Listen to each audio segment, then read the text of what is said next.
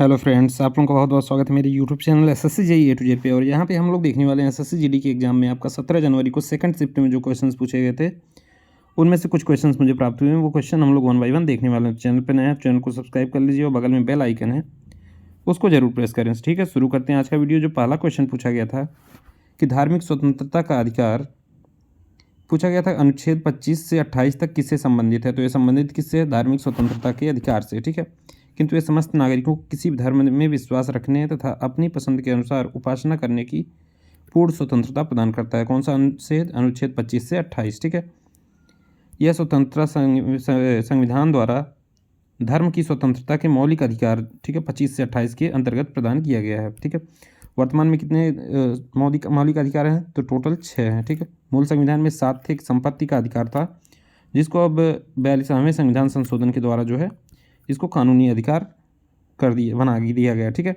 तो अब केवल 6 ही मौलिक अधिकार आपके बचे हैं। ठीक है, और ये किसमें है? भाग 3 में है। ठीक है, 12 से 35, अनुच्छेद 12 से 35 भाग 3 में आपका मौलिक अधिकार वर्णित है। और ये कहाँ से लिया गया है? तो यूएसए के संविधान से इसको भारतीय संविधान में लिया गया है। ठीक है, नेक्स्ट क्वेश्चन पूछा गया है उत्तर प्रदेश का कौन सा त्यौहार नहीं है। ठीक है, तो उसमें कुछ और ऑप्शन दिए गए थे, उसमें से एक ऑप्शन आपका था हॉर्नबिल फेस्टिवल। ठीक है, तो हॉर्नबिल फेस्टिवल आपका इस क्वेश्चन का करेक्ट आंसर हो जाएगा। उत्तर प्रदेश के त्यौहार जो हैं, फेस्टिवल ऑफ उत्तर प्रदेश इन हिंदी यहाँ पे देख लेते हैं। रक्षाबंधन, बैसाखी, पूर्णिमा, दशहरा, कृष्ण जन्माष्टमी, रामनवमी, गणेश चतुर्थी, दीपावली, शिवरात्रि, होली, ईद, शब बारात, नव वर्ष दिवस, क्रिसमस और बुद्ध पंचमी। ठीक है, ये सारे त्यौहार उत्तर प्रदेश में मनाए जाते थे। एक ऑप्शन आपका दिया गया था हॉर्नबिल फेस्टिवल, जो कि आपका करेक्ट आंसर हो जाएगा। हॉर्नबिल फेस्टिवल नागालैंड का त्यौहार है, भारत में, उत्तर प्रदेश में नहीं मनाया जाता है। ठीक है, नेक्स्ट पूछा गया था सितारा देवी का संबंध किस शास्त्रीय नृत्य से है। तो सितारा देवी का नृत्य किससे संबंधित है? ये सितारा देवी कथक नृत्य से संबंधित हैं। और संगीत नाटक अकादमी सम्मान उन्हें कब मिला था? 1959 में। पद्मश्री मिला था 1975 में। कालिदास सम्मान 1994 में इनको दिया गया था। एंड सितारा देवी का जो जन्म हुआ था 8 नवंबर 1920 में, और इनकी मृत्यु कब हुई थी? 25 नवंबर 2014 में। ठीक है, भारत की प्रसिद्ध कथक नृत्यांगना थी। जब वे मात्र 16 वर्ष की थी तब उनके नृत्य को जो है देखकर रविंद्रनाथ ठाकुर ने उन्हें नृत्य साम्राज्ञी कहकर संबोधित किया था। उन्होंने भारत तथा विश्व के विभिन्न भागों में नृत्य का प्रदर्शन किया था। ठीक है, तो करेक्ट आंसर क्या हो जाएगा? कथक नृत्य से संबंधित। और कथक आपका कहाँ का शास्त्रीय नृत्य है? तो ये उत्तर प्रदेश का है। कभी कभी ऑप्शन में आपका देता है उत्तर भारत। ठीक है, तो दोनों ऑप्शन अगर उत्तर भारत है तो उत्तर भारत करेक्ट हो जाएगा, और उत्तर प्रदेश दिया है तो उत्तर प्रदेश करेक्ट आंसर हो जाएगा। नेक्स्ट क्वेश्चन पूछा गया था कि महाराष्ट्र में दरबार हाल का उद्घाटन किसने किया था। ये कन्फ्यूजन है इस क्वेश्चन पे, आप लोग बताएंगे कि ये पूछा गया था कि नहीं पूछा गया था। अगर ये पूछा गया था तो इसका आपका करेक्ट आंसर हो जाएगा राष्ट्रपति रामनाथ कोविंद द्वारा जो है महाराष्ट्र में राजभवन में बनाए गए दरबार हाल का उद्घाटन इनके द्वारा किया गया था। और इनकी पत्नी जो है सविता कोविंद भी साथ में मौजूद थी। तो ये हमारे पूर्व राष्ट्रपति थे, 14वें नंबर के राष्ट्रपति थे। और वर्तमान में 15वें नंबर की राष्ट्रपति कौन है? द्रौपदी मुर्मू। ठीक है, तो ये भी आप लोग याद रखेंगे, क्वेश्चन पूछा जा चुका है। ठीक है, सबसे ज़्यादा पृष्ठ तनाव किसका है? तो इसमें 4 एसिड को ही दिया गया था। ऑप्शन आप लोग कमेंट बॉक्स में कमेंट करेंगे। ठीक है, पृष्ठ तनाव यानी कि सरफेस टेंशन किसका सबसे ज़्यादा होता है, ये पूछा गया था। फिर पूछा गया क्वेश्चन शुंग वंश की स्थापना किसने किया। ये कम से कम 4 से 5 बार ये क्वेश्चन पूछा जा चुका है। ठीक है, तो क्वेश्चन रिपीट हो रहे हैं, एनालिसिस आप लोग देख के जाएँ, आप लोगों के लिए सबसे बेस्ट यही होगा। ठीक है, तो शुंग वंश का संस्थापक कौन था, ये पूछा गया था। तो शुंग वंश की स्थापना 187 ईसा पूर्व में मौर्य साम्राज्य के जो है अंतिम राजा बृहद्रथ को मारकर पुष्यमित्र शुंग ने इसकी स्थापना की थी।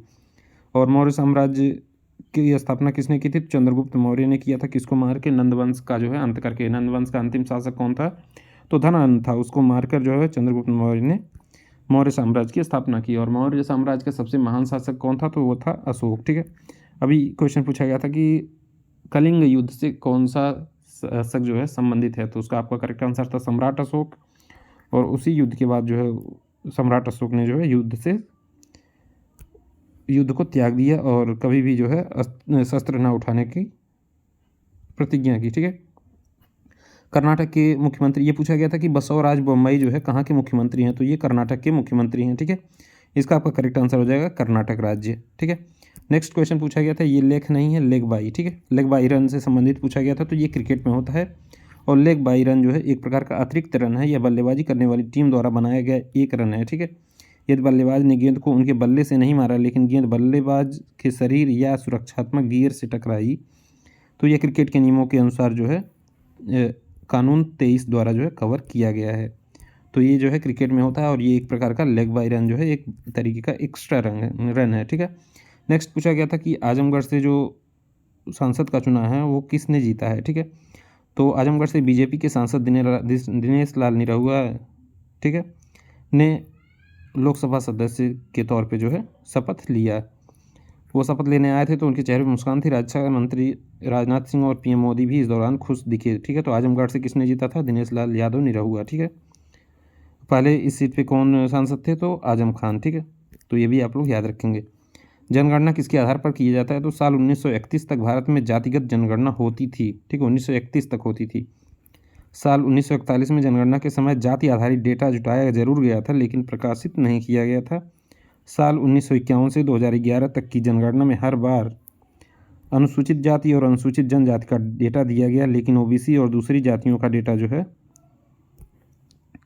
नहीं दिया गया, ठीक है। तो जातिगत जनगणना सबसे मतलब अंतिम कब हुआ था? 1931 तक, ठीक है। नेक्स्ट क्वेश्चन पूछा गया था कि और जो है इसका अनुमान उस क्षेत्र में रहने वाले सभी लोगों की आय कुछ। नेक्स्ट क्वेश्चन पूछा गया था कि नेशनल इनकम यानी राष्ट्रीय आय की गणना कैसे की जाती है? तो इसका अनुमान उस क्षेत्र में रहने वाले सभी लोगों की आय को जोड़कर क्षेत्र की कुल जनसंख्या से विभाजित करके लगाया जाता है, ठीक है। तो राष्ट्रीय आय की गणना कैसे की जाती है? तो सभी लोग जो वहाँ पे रहते हैं उस क्षेत्र में उनकी आय को जोड़कर क्षेत्र की कुल जनसंख्या से अगर डिवाइड कर देते हैं तो ये जो है प्रति व्यक्ति आय आपकी निकल के आ जाती है, ठीक है। नेक्स्ट क्वेश्चन पूछा गया था प्योद का पर्यायवाची क्या होता है, ठीक है। तो प्योद का पर्यायवाची होता है बादल, जलधर, पयोद, पयोधर, घन, ठीक है। ये सारे पर्यायवाची हैं किससे? प्योद के, ठीक है। अब क्वेश्चन पूछा गया था गंगा का पर्यायवाची शब्द नहीं है, ठीक है। 4 ऑप्शन आपको दिया गया था, उसमें कोई 3 जो है आपके गंगा के पर्यायवाची थे, चौथा नहीं था, ठीक है। गंगा का पर्यायवाची शब्द होता है भागीरथी है, मंदाकिनी है, भागीरथी, सुरसरिता, देवनदी, विष्णुपदी, विष्णुपगा, देवपगा, ध्रुवनंदा, देवनदी, जाह्नवी, सुरसरी, अमर तरंगिनी, ठीक है। तो ये सारे जो है गंगा के पर्यायवाची हैं। देख लीजिए आपका कौन सा ऑप्शन में नहीं था। और ये 2 क्वेश्चन आपके डाउट में हैं कि पूछे गए थे कि नहीं पूछे गए थे। तो ये जो है आपका मधुमेह दिवस कब मनाया जाता है? तो ये मनाया जाता है 24 नवंबर को। आप लोग कमेंट बॉक्स में बताएंगे कि ये जो है पूछा गया था कि नहीं पूछा गया था। अगर नहीं पूछा गया तो भी आप लोग इसको याद रखेंगे, 24 नवंबर को मनाया जाता है मधुमेह यानी शुगर डे, ठीक है। नेक्स्ट पूछा गया था कि 73वां संविधान संशोधन किससे संबंधित है? तो ये जो है 1992 में हुआ था, 1992 में हुआ था और किससे? पंचायती राज से संबंधित है, ठीक है। तो ये सारे क्वेश्चन आज के एग्जाम में आपके पूछे गए थे सेकंड शिफ्ट में। तो ऐसे ही इंपॉर्टेंट लाइव एनालिसिस के लिए चैनल को जरूर सब्सक्राइब करें। Thank you.